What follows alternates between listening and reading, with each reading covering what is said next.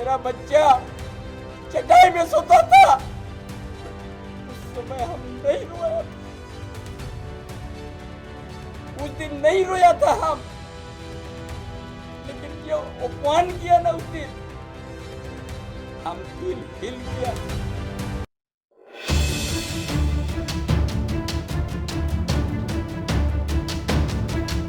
घाटशिला विधानसभा उपचुनाव को लेकर शनिवार शाम चुनावी शोर थम गया है।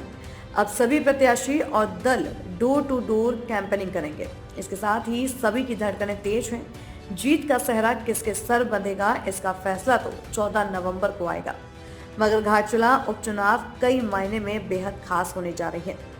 वैसे सरकार की सेहत पर इस चुनावी हार जीत का कोई खास असर नहीं पड़ने वाला है, मगर भारतीय जनता पार्टी के प्रत्याशी बाबूलाल सोरेन और पूर्व मुख्यमंत्री चंपई सोरेन के लिए यह चुनाव बेहद अहम होगा।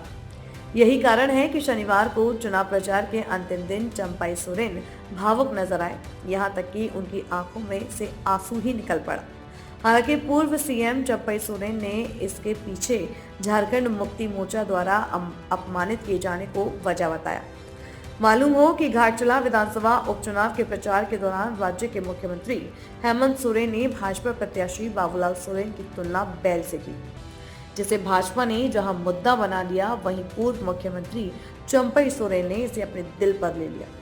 शनिवार को प्रेस कॉन्फ्रेंस कर चंपई सोरेन ने अपनी वेदना साझा की और कहा कि जिस पार्टी को मैंने अपने खून पसीने से सींचा, आज उस पार्टी का मुखिया संस्कार भूल चुका है।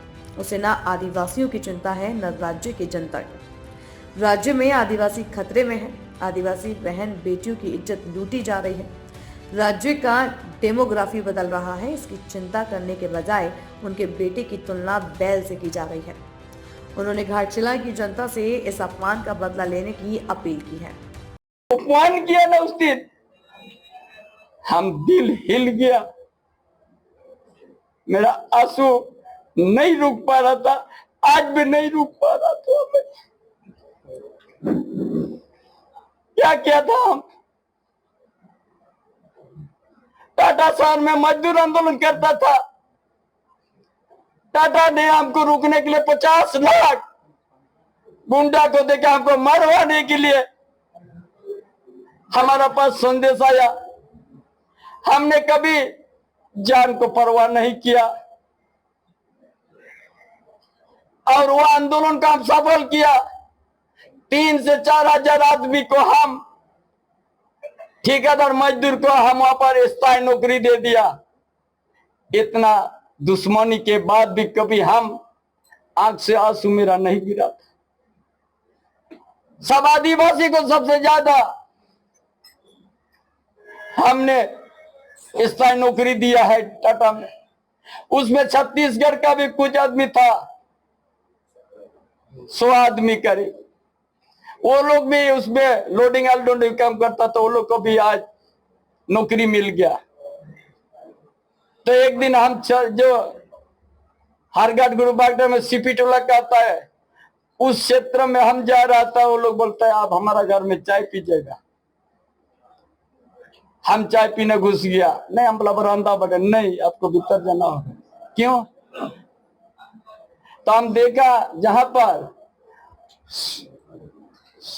शिव का भगवान शिव का फोटो है, दुर्गा माँ का, काली माँ का फोटो, बगल में मेरा फोटो है।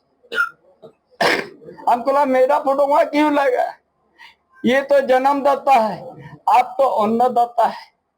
ये मजदूर हमको कहा, कोई मजदूर से 1 पैसा नहीं लिया हम। आज उस दिन हमारा रोया, हम जिस अपमान हमको किया। मेरा एक सीएम का कार्यक्रम को आप होल्ड कीजिएगा, नहीं तो अगर दिल में हमारा पाप रहता तो हम तो रीजन नहीं करता। विपक्ष का कहता कि हमको समर्थन करो, लेकिन हमने नहीं किया। इसे 1 वर्ष रीजन बोला, हम तुरंत सिग्नेचर कर दिया। चिट्ठी पहले ही बना हुआ था, लेकिन वो आदमी को आज इन लोग बैल बोलेगा। वो आदमी लोग आज हमको विश्वासघात कहेगा। जो ये प्रवक्ता हमको गद्दार कहता है, उनका खतियान कहाँ पर है जो प्रेस का पकता है? किस जगह से आया है? हम जैसा एक ईमानदार योद्धा को आज गद्दार कहा है। हम उस दिन हम रोया है और उस दिन याद करता था। आप आंसू आज नहीं हम रोक पा रहा है। इसलिए आज जो भी हमने किया है जमशेदपुर शहर का कोई भी नहीं बता सकता है। आज या भाई सिंह भी जमशेदपुर शहर में बड़ा हुआ है। किसी गरीब का हम कभी एक भी खपरा हमने नहीं तोड़ा है। मजदूर वर्ग का नेतृत्व करते थे हम। मेरा पास मजदूर वर्ग में जो नेतृत्व कोई भी करते हैं ना, वो कभी जाति और धर्म नहीं रखता है। जितना मजदूर लोग, कोई हिंदू समाज से भी आता है, कोई दलित समाज से भी मजदूरी करता है, आदिवासी भी मजदूरी करता है, जो गरीब परिवार का करता है, वो मजदूर का कोई जात नहीं होता है। ये विचारधारा है चंपई सोरेन का।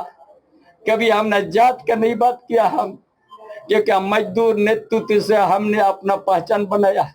मजदूर में कोई जात नहीं है, सभी एक ही मिशन में काम करता है, एक ही मारतूल पकड़ता है, मजदूरी करके अपना ये करता है। उसके लिए हम लड़ाई लड़ता है। कभी बेईमानी नहीं करता। अगर उस दिन बेईमानी होता तो हमको तो टिस्को बोला था जितना करोड़ लेना ले लीजिए। आज से 40 साल पहले हम तो सबसे करोड़पति बनता, लेकिन हम लोग नहीं लेंगे। हम हमारा मजदूर के स्थायी कर दीजिए, मेरा यही है। यूसी में भी ऐसे आंदोलन किया है हम जादूगुड़ा में। या नियम तो 4 एकड़ नहीं तो किसी को नौकरी नहीं मिलेगा। जब उस समय भासीन साहब था CMD, पूरी साहब था सीनियर अफसर, चिलचिलाहट दूध में बैसाख महीने को हम हर दोपहर मुर्गा घुटू मैदान में हम खड़ा कर दिया 9 बजे से। मेरा साथ 40,000 50,000 आदमी तीर धनुष लेके था। उस समय बीके हलदार DC था, 2-3 हजार मिलिट्री भी पहुंचा। हम बोला ये सिस्टम को अगर नहीं आप चेंज कीजिएगा, ये जनता अदालत में रहेगा।